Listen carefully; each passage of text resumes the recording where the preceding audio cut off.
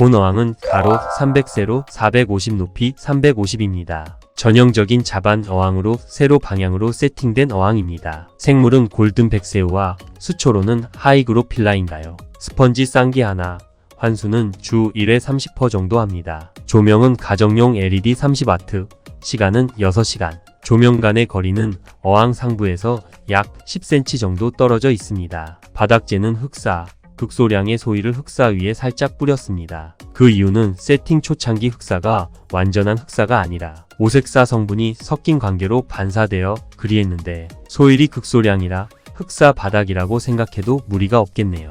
바닥재 두께는 6cm 정도. 세팅은 지난 영상에서 보인 펄그라스 어항과 같은 8개월 정도 되었는데 수초는 5개월 정도 되었습니다. 자, 이 부분에서 특이점 하나. 수초가 5개월 되었다면 생각보다 덜 된 느낌입니다. 그런데 영상을 꼼꼼히 살펴보시면 어항에 히터가 없습니다. 제가 다른 어항 대부분은 합사항이기에 꼭 히터 온도까지 말씀드리는데 본 어항에서는 온도 부분이 없었습니다. 자, 겨우내 히터가 없는 어항이었다. 그럼에도 수초는 건강하다. 단 키가 덜 자랐다는 것인데 본 어항의 수초는 처음 포트 수초였습니다. 포트 수초 같은 경우 촉이 5개 정도가 됩니다. 일단 심어놓고 어느 정도 자리를 잡자 다시 끊어서 심은 겁니다. 참고로 이런 번식을 삼목 꺾꽂이라고 합니다. 제가 예전에 다 해드린 내용이니 지난 영상을 찾아서 꼭 보십시오. 어쨌든 수초를 하시는 분들은 온도가 굉장히 중요합니다. 저는 본 어항의 목적이 새우 단독항이기에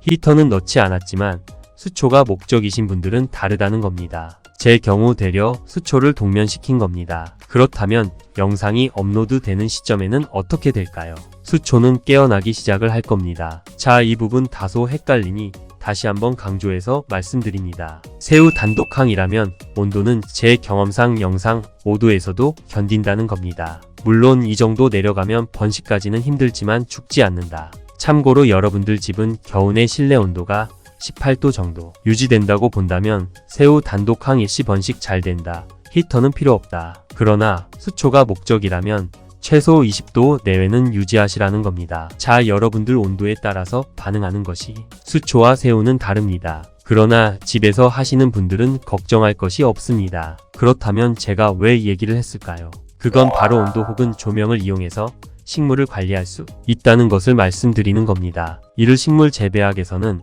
대표적인 것이 추나철이라고 하는데 궁금하신 분들은 검색 한번 해보시길 바랍니다. 나아가 수초를 새로 분양받았다면 뿌리가 있어도 일부 녹는 현상이 발생이 됩니다. 이럴 경우 당연한 겁니다. 단순하게 새집 증후군 이 정도로 생각을 하시면 되는데 무조건 기다리는 게 답입니다. 심한 경우는 죽지 않았나 할 정도로 녹습니다. 이유로는 pH의 편차가 가장 크고 일부 온도차와 바닥재에 따라서 흔하게 발생되는 것이니 걱정하실 필요 없습니다. 되려 세팅을 해놓고 건드는 것이 문제가 됩니다. 참고로 같은 어항에서 삼식 혹은 이식은 녹지 않습니다. 잘 자랍니다. 여러분들, 저는 제 개인 사무실에서 물생활을 하고 있습니다. 한겨울 퇴근 후에는 실내 온도가 평균 10도 내외로 떨어집니다. 이럴 때도 새우는 죽기는커녕 무사히 잘 있습니다. 최근에는 평균 온도가 올라간 이유로 환수 후 포란춤을 추는 것도 보았는데 일단 새우가 너무 많아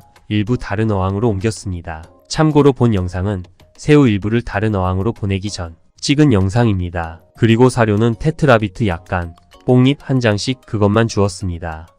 자, 오늘은 여기까지. 여러분과 함께해서 행복합니다. 감사합니다. 건강하십시오.